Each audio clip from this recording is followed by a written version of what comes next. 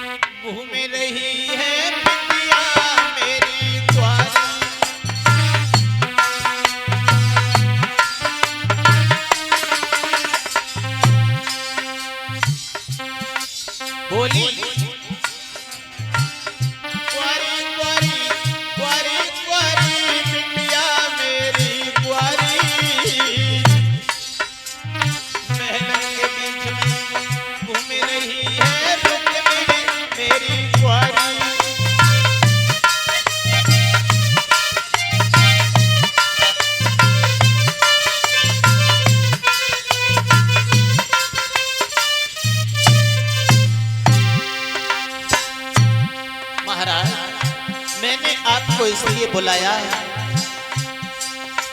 हमारी बेटी शादी के लायक हो चुकी है और माता पिता का ये कर्तव्य है शादी के लायक जब बेटी हो जाए तो उसके हाथ पीले कर दे, वरना जवान लड़की अगर घर में कुंवारी है माता पिता को देखना अधर्म है, पाप लगता है, ऐसा विद्वानों ने बताया।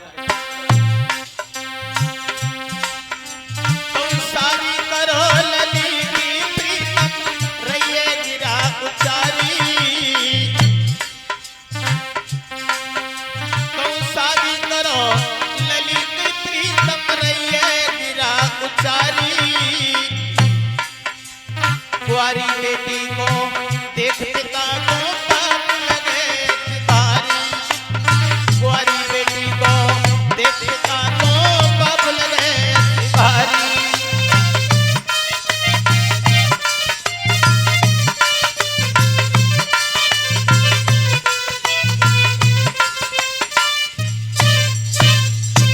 इसलिए आप अपनी बेटी की शादी कर दो। भीष्म कहने लगे शादी के बारे में विचार तो हमने किया है और हमारे 5 पुत्र हैं, उनकी सलाह लेना बहुत आवश्यक है। आज महाराज भीष्म ने सबको बुलाया, सबको एकत्रित किया और ये कहा कि तुम्हें मालूम है हमारी बेटी रुक्मिणी शादी के लायक हो चुकी है और रुक्मिणी के लायक हमें कोई लड़का बताओ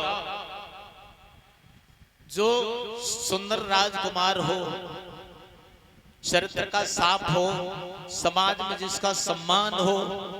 हाँ, सुंदर लड़की के लिए सुंदर लड़का बहुत आवश्यक है। हाँ, लड़का अगर पढ़ा लिखा है तो लड़की भी पढ़ी लिखी होनी चाहिए। हाँ, वैसे लड़की अगर अनपढ़ है और लड़का पढ़ा लिखा है तो काम चल जाएगा, और लड़की अगर पढ़ी लिखी है लड़का अनपढ़ है तो काम चलने वाला नहीं है परीक्षित महाराज। इसलिए दोस्ती, दुश्मनी और रिश्तेदारी ये हमेशा बराबर वाले के साथ करो। तो बोले जिसकी समझ में जो आए वो बताओ, हमें अगर लड़का पसंद होगा हम शादी करेंगे। तो सब अपने अपने विचार रखने लगे हैं। किसी ने कोई राजा बताया, किसी ने कोई राजा बताया। एक उठ के खड़ा हो जाता है, उस राजा के बारे में उसके गुणों का वर्णन करता है, दूसरा उठ के तुरंत खड़ा हो जाता है उसके गुणों का वर्णन करने लगता है। सुबह से दोपहर हो गया, जब कोई निर्णय नहीं निकला तो भीष्म का जो छोटा बेटा था हाथ जोड़ के बोला, पिताजी मैं भी कुछ कहूं। हाँ कहो, सबको समान बोलने का अधिकार है, हमारे दरबार में कोई छोटा बड़ा नहीं है।